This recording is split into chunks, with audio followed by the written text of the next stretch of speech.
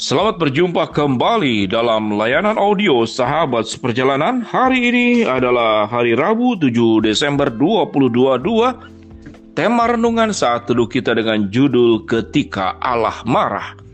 Ketika Allah marah, firman Tuhan terambil dalam Mazmur 102 ayat 24 sampai dengan ke-25. Ia telah mematahkan kekuatanku di jalan dan memperpendek umurku. Aku berkata, ya Allahku, janganlah mengambil aku pada pertengahan umurku. Tahun-tahunmu tetap turun-temurun. Mari kita berdoa. Bapa yang di dalam surga, terima kasih bahwa kami memiliki Allah yang bisa mengekspresikan kebaikannya di dalam bentuk berbagai macam bentuk. Salah satunya dengan kemarahan yang kudus yang Tuhan nyatakan kepada setiap anak-anaknya. Dalam nama Tuhan Yesus kami berdoa. Amin. Shalom sahabat seperjalanan. Sewaktu kita mengenal Allah itu adalah kasih, sangat mudah dipahami.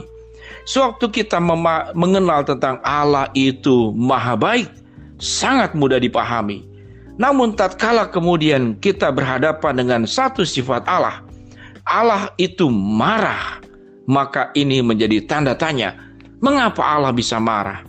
Karena seringkali kita menganggap bahwa marah dan kemarahan itu adalah bagian daripada sebuah dosa, sebuah perbuatan dosa. Namun itulah bedanya kemarahan daripada Allah dan kemarahan daripada manusia. Kemarahan manusia seringkali didasari atau didorong oleh kepentingan pribadi, oleh ketersinggungan. Namun kemarahan Allah adalah untuk kepentingan kita semua. Sahabat seperjalanan, itulah kemarahan Allah demi kepentingan kita semua. Kalau berbicara di dalam hubungan antar manusia, mana kemarahan yang sesungguhnya untuk kepentingan orang lain? Biasanya itu timbul dari kemarahan orang tua kepada anaknya. Misalkan anak masih kecil dilarang jalan-jalan ke daerah dapur, apalagi bermain kompor gas, bermain api, itu pasti dilarang dan orang tua marah. Jadi ada kemarahan yang lebih disebabkan atau didorong oleh kepentingan pribadi, dan ada kemarahan yang didorong oleh untuk kepentingan pihak lain. Dalam hal ini adalah Allah kepada manusia. Tatkala kita berbicara tentang Mazmur 102, apakah benar yang diucapkan di dalam Mazmur ini yang dianggap sebagai Mazmur Daud? Pada ayat yang pertama dikatakan pasal 102, doa seorang sengsara pada waktu ia lemah lesu dan mencurahkan pengaduannya di hadapan Tuhan. Ini doanya Daud. Kemudian Daud berkata, "Ya Allah telah mematahkan kekuatanku di jalan dan memperpendek umurku." Apakah seperti demikian? Atau ini adalah praduga dan prasangka daripada Daud sendiri? Praduga dan prasangka. Kita seringkali menilai kebaikan Allah sebagai bentuk hukuman Allah tatkala itu marah kepada kita. Sahabat seperjalanan yang dikasihi Tuhan, di dalam Alkitab kita bertemu dengan hukuman-hukuman Tuhan. Bagaimana Sodom dan Gomora menghadapi sebuah penghukuman dengan hujan api.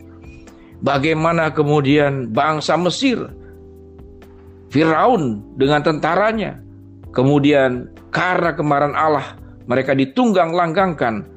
Tatkala melewati laut yang terbelah, mereka meninggal tertelan oleh laut itu sendiri, dan banyak peristiwa-peristiwa yang lainnya.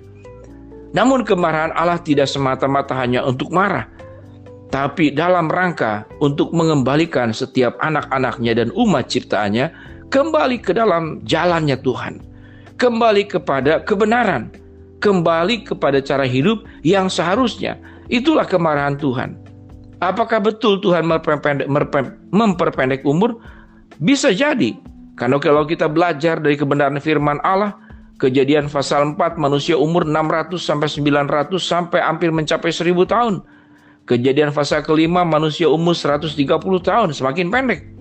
Mazmur pasal 90, manusia 70 tahun dan kalau kuat itu 80 tahun. Apakah ini berarti Allah merancangkan hal yang buruk kepada kita? Semua keburukan ditimbulkan disebabkan karena pelanggaran dan perbuatan dosa manusia. Dan jikalau Tuhan mengizinkan sesuatu terjadi karena kemarahannya, kembali tujuan utamanya adalah untuk kebaikan setiap kita masing-masing. Sahabat seperjalanan, marilah kita belajar merefleksi. Sewaktu kita menerima berkat anugerah kebaikan Allah, sangat mudah kita memahami tentang sifat Allah yang Maha Kasih, Allah pemelihara, Allah penolong, Allah pelindung, Allah sumber berkat, Allah sumber pertolongan. Namun, harus memiliki sebuah iman yang naik kelas tatkala kita berhadapan dengan Allah marah. Apa yang kita pelajari daripada kemarahan Allah? Yaitu, adakah jalan hidup kita yang menyimpang ke kiri dan ke kanan? Adakah fokus pandangan mata kita yang selama ini tertuju kepada hal-hal yang benar, kemudian kita menyimpang kiri dan kanan?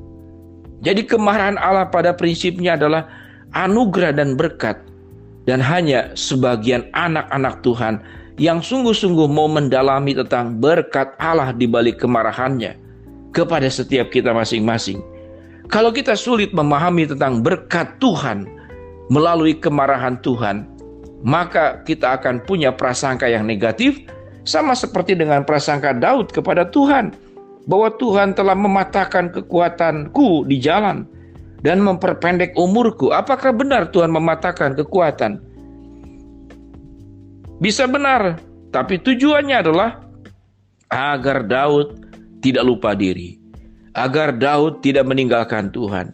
Kalau seandainya kemudian Daud, dia semakin berkuasa, dia semakin punya segala hal, bahkan tidak ada lagi yang bisa menyentuh dia, maka itu seringkali menjadi sebuah jalan tol untuk membuat orang jatuh dalam dosa. Kalau kita dengan mudah menjadi kaya, kadang-kadang itu jalan tol yang membuat kita jatuh dalam dosa. Kalau kita dengan mudah dilancarkan untuk semua rencana kita, seringkali itu adalah jalan tol yang membuat kita meninggalkan dan melupakan Tuhan. Tuhan izinkan berbagai macam persoalan yang terjadi karena kesalahan kita untuk mengingatkan setiap kita masing-masing sahabat seperjalanan, agar kita jangan sampai salah jalan, salah melangkah. Sewaktu Allah marah karena kita salah jalan, sewaktu Allah menunjukkan ketidaksukaannya, sewaktu kita salah jalan, bukan berarti Allah baperan, Allah mudah tersinggung. Tapi tujuannya kembali, semuanya semata-mata adalah untuk kebaikan kita. Tuhan tidak ingin kita tersesat. Tuhan kita tidak ingin masuk dalam perangkap. Tuhan tidak ingin kita masuk ke dalam mulut daripada harimau, yaitu iblis singa yang mengaum-ngaum tapi tidak ada giginya. Lalu kita menyerahkan diri, dibelenggu olehnya, dibelenggu oleh kekuatan gelap, dibelenggu oleh iblis, dibelenggu oleh tipu muslihatnya. Di saat itulah Allah menunjukkan kemarahan dalam rangka Allah ingin mengembalikan kita kepada jalan yang sudah Tuhan tetapkan, yaitu jalan rancangan damai sejahtera dan bukan rancangan kecelakaan, dan rancangan yang memberikan hari depan yang penuh dengan harapan. Mari kita mensyukuri kalau Allah marah kepada kita, karena itu adalah peringatan supaya kita kembali ke dalam jalannya dan tidak meninggalkan Tuhan dan hidup bersama dengan Tuhan. Mari kita berdoa.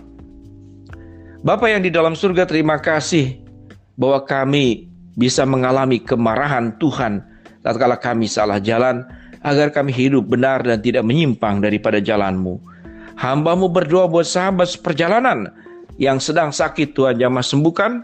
Sahabat seperjalanan yang sedang menghadapi masalah, Tuhan bukakan jalan.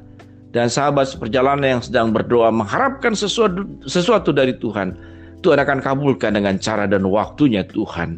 Dalam nama Tuhan Yesus kami berdoa. Amin.